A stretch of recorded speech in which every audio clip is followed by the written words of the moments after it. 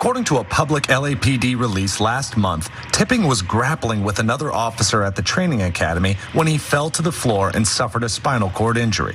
But the lawsuit claims it was several officers simulating a mob when Tipping was beaten to death. Police Chief Michael Moore did not specifically address the details of the incident when he took to the podium at the funeral, only calling it a tragic accident. We've lost a bright light that shined into the darkness. And while we will miss him, we will never forget him. In the lawsuit, the family questioned the merit of the training exercise, pointing to other injuries to officers in the past.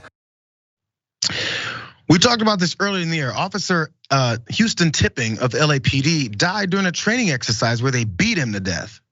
It was an accident, right? Well, there's more information coming out. His family was already immediately like, we want more answers and we're actually gonna file some lawsuits here and figure out what's going on. Well, there's a family attorney. His name is Bradley Gage, and he's got some devastating revelations about what they believe actually happened. Let's watch.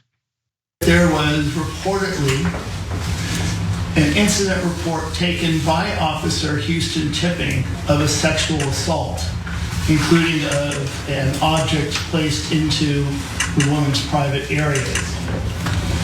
According to the investigation carried out so far, the individuals responsible for that alleged sexual assault were supposedly LAPD officers. Even more shocking, our investigation has uncovered claims that one of the officers accused of sexual assault was at the training where Officer Houston Tipping eventually died and was killed. That cameraman was very moving, sorry. So his accusations here, devastating accusations here. Officer Tipping had information about a potential gang rape conducted by LAPD officers. One of those officers was at that training where Tipping died mysteriously and beaten to death. He's got more. Let's watch more from Gage. We have a witness that claims that this occurred. We have documents that show that this occurred.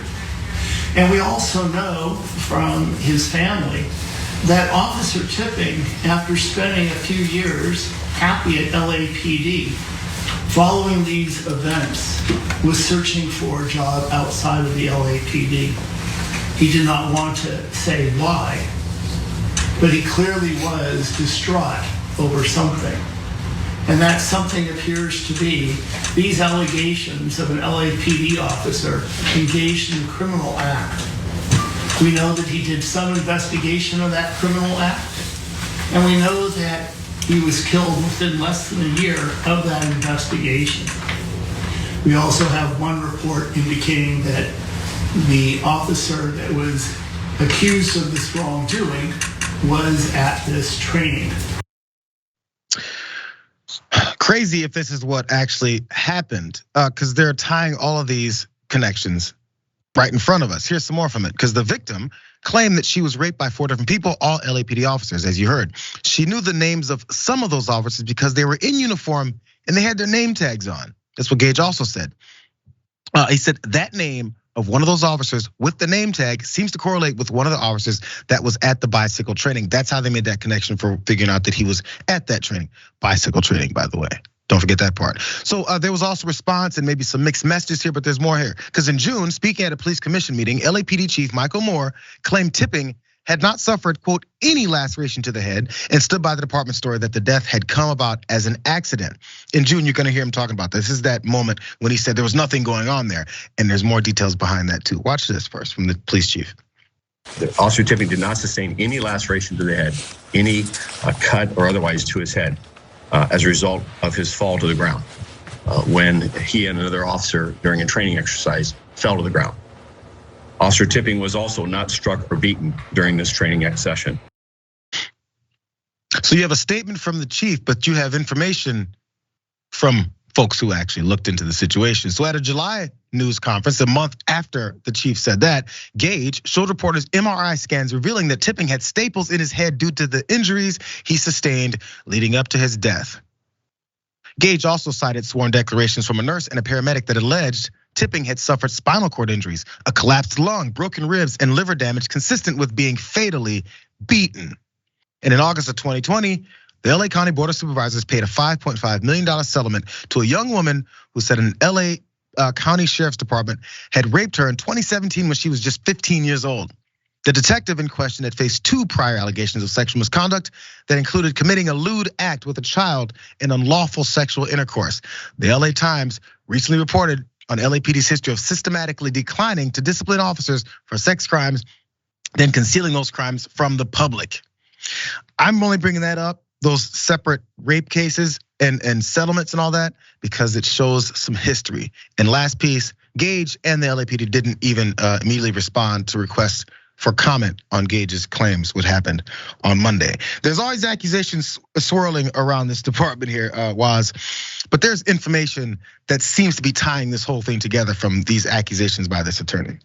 Yeah, I think this is a case that bears some deep level of monitoring because this is problematic. That an officer could die during what's supposed to be some kind of training or simulation exercise of what he might encounter out in the field. The idea that somebody could die from one of these is insane, it's ridiculous, and it's tragic. And I think, the accusations being levied by the slain officer's family's attorney is serious, right? It's this idea that this guy was retaliated against for trying to step up and do the right thing. You hear all the time that it's hard for cops to speak out against other cops because there's a culture of, this blue wall of silence. Like you don't speak out against cops. And so if cops can't investigate themselves, they just operate with a level of impunity. Nobody's holding them accountable. And lastly, what I would say, Jayar, is why doesn't this blue life matter, right? This guy died, this guy's a cop and he was killed. Okay, it happened so that he died at the hands of cops. Where are all these Blue Lives Matter people now? This guy was a cop. He died for no freaking reason in a violent manner. Where are the Blue Lives Matter folks? And I say this because oftentimes on Fox News or on the internet or wherever, when somebody dies in Chicago, they'll be like, oh, does this black life not matter? And the reality is that people do hit the streets when black people die in violent ways from other black citizens. They hit the streets, they do stop the violence marches. They cry out to the police for help to solve these cases and put people behind bars.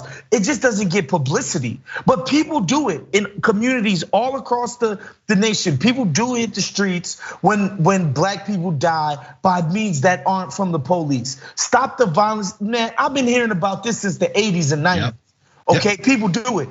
Where the hell are the Blue Lives Matter people now? Okay, where are those marches? Where they at? Show it to me. Show a T-shirt with this dude's name on it. I want to see it because it never happens.